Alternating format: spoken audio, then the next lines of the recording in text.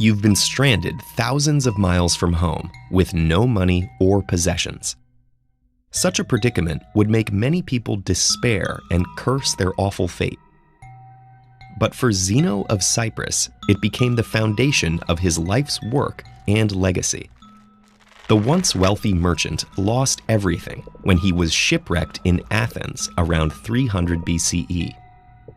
With not much else to do, he wandered into a bookshop, became intrigued by reading about Socrates, and proceeded to seek out and study with the city's noted philosophers.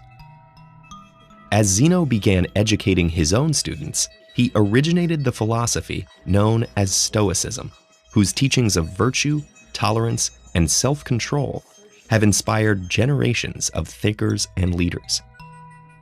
The name Stoicism comes from the Stoa Poikile, the decorated public colonnade where Zeno and his disciples gathered for discussion. Today, we colloquially use the word stoic to mean someone who remains calm under pressure and avoids emotional extremes. But while this captures important aspects of Stoicism, the original philosophy was more than just an attitude. The Stoics believed that everything around us operates according to a web of cause and effect, resulting in a rational structure of the universe, which they called logos. And while we may not always have control over the events affecting us, we can have control over how we approach things. Rather than imagining an ideal society, the Stoic tries to deal with the world as it is, while pursuing self-improvement through 4 cardinal virtues. Practical wisdom, the ability to navigate complex situations in a logical, informed, and calm manner. Temperance, the exercise of self-restraint and moderation in all aspects of life. Justice, treating others with fairness even when they have done wrong. And courage, not just in extraordinary circumstances, but facing daily challenges with clarity and integrity. As Seneca, one of the most famous Roman Stoics, wrote, "Sometimes even to live is an act of courage." But while Stoicism focuses on personal improvement, it's not a self-centered philosophy. At a time when Roman laws considered slaves as property, Seneca called for their humane treatment and stressed that we all share the same fundamental humanity. Nor does Stoicism encourage passivity. The idea is that only people who have cultivated virtue and self-control in themselves can bring positive change in others. One of the most famous Stoic writers was also one of Rome's greatest emperors.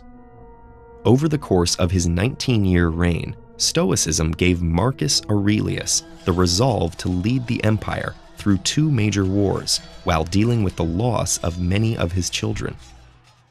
Centuries later, Marcus's journals would guide and comfort Nelson Mandela through his 27-year imprisonment during his struggle for racial equality in South Africa.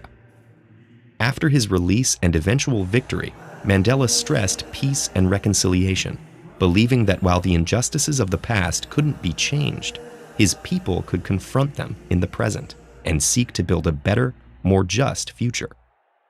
Stoicism was an active school of philosophy for several centuries in Greece and Rome. As a formal institution, it faded away, but its influence has continued to this day. Christian theologians such as Thomas Aquinas have admired and adopted its focus on the virtues, and there are parallels between Stoic ataraxia, or tranquility of mind, and the Buddhist concept of nirvana. One particularly influential Stoic was the philosopher Epictetus, who wrote that suffering stems not from the events in our lives, but from our judgments about them. This has resonated strongly with modern psychology and the self-help movement.